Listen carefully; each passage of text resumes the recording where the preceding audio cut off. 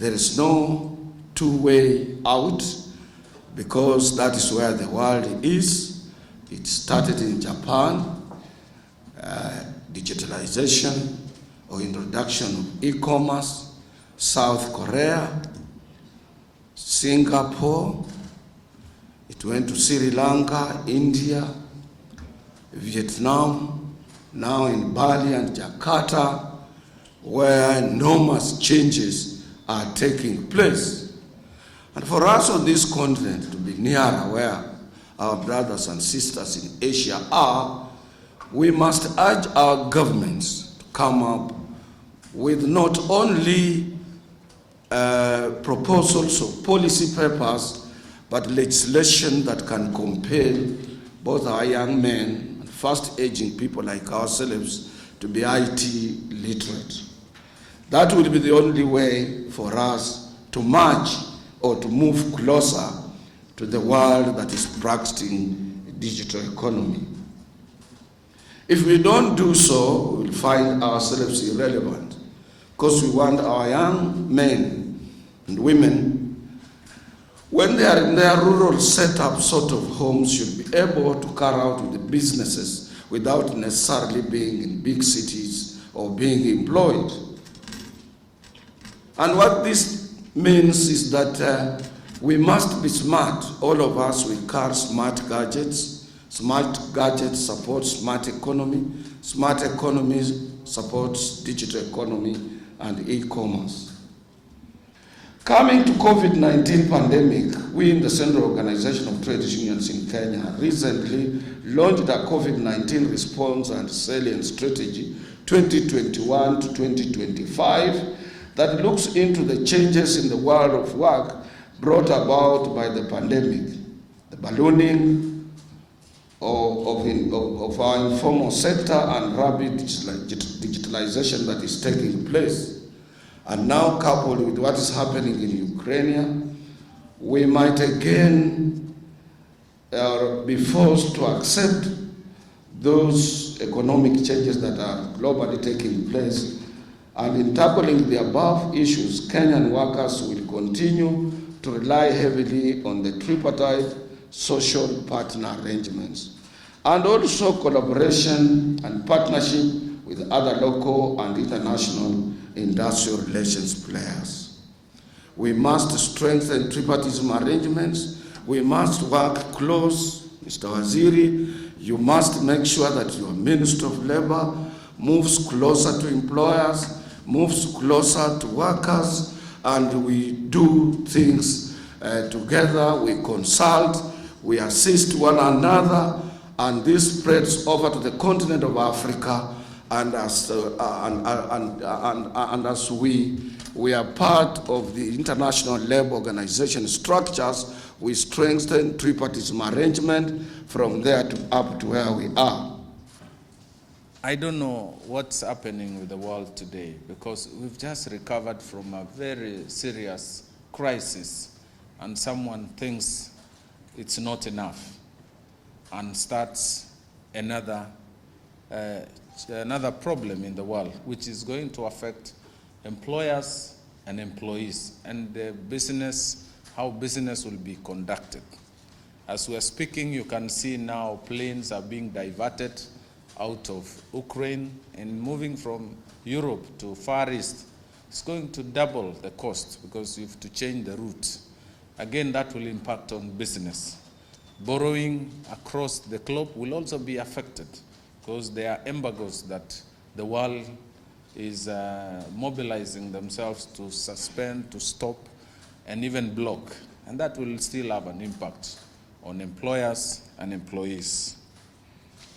Allow me to mention that the government of Kenya, together with our social partners, have implemented a number of programs in our endeavor to implement Abidjan Declaration.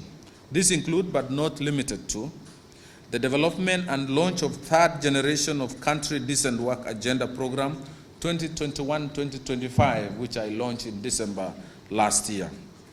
Establishment of Ajira Digital Villages, invested in improving of rural Kenya infrastructure, such as the road network, last mile connectivity program and rehabilitation of dams and water pans countrywide. The government also successfully conducted trade union elections, and I'm sure Brother Dr. Atwoli will confirm. Last year, over 88 unions conducted, supervised by our labor commissioner and labor officers, as part of strengthening the institution as part of strengthening institutionalization of our unions. We ensured implementation of CPC, and I want to thank you, Dr. Atwoli. This is the only election that was conducted smoothly.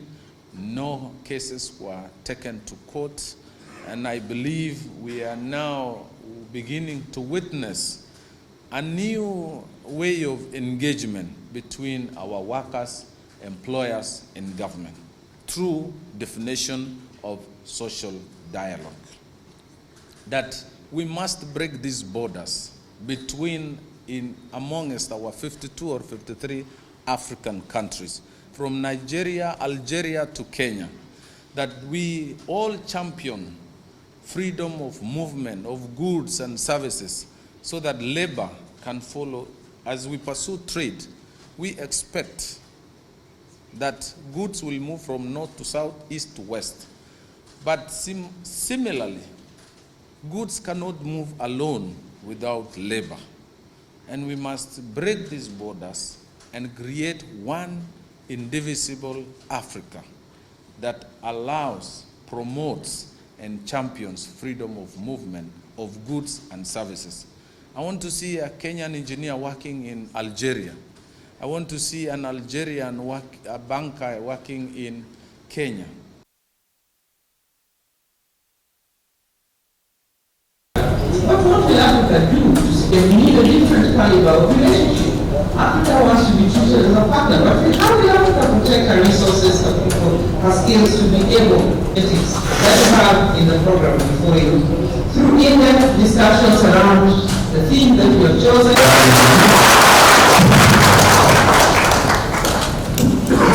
I believe the trick is, and also appreciate you for agreeing to be part of this event, and that is of course the International Organization of Employers, the Norwegian Enterprise. Give us some tips on leadership, because everybody is wondering about what to do.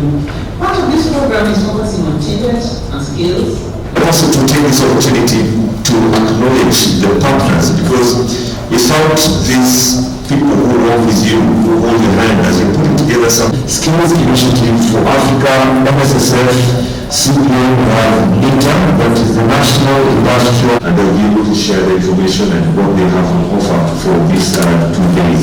I'd also like to acknowledge a set of people who have very... So you can just have them. We have programs on the table, so if you picked one at the entrance, just to get you prepared for those conversations. But for right now, I'd like you to help me to welcome the President. And the first one will be advancing the Abidjan Declaration in the face of the pandemic.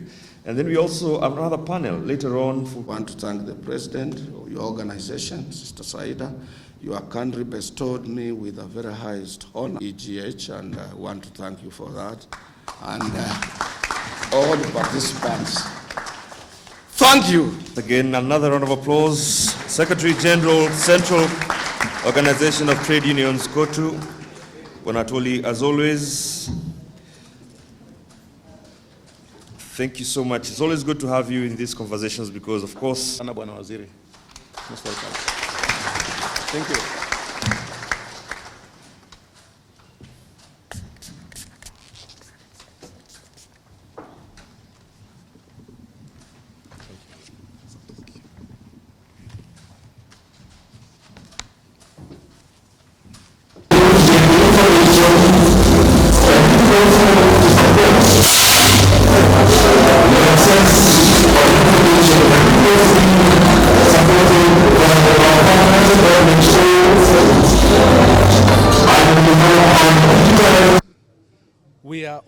The whole world is concerned about any worker or any person in Ukraine who is threatened or at risk of being armed through this conflict, this war.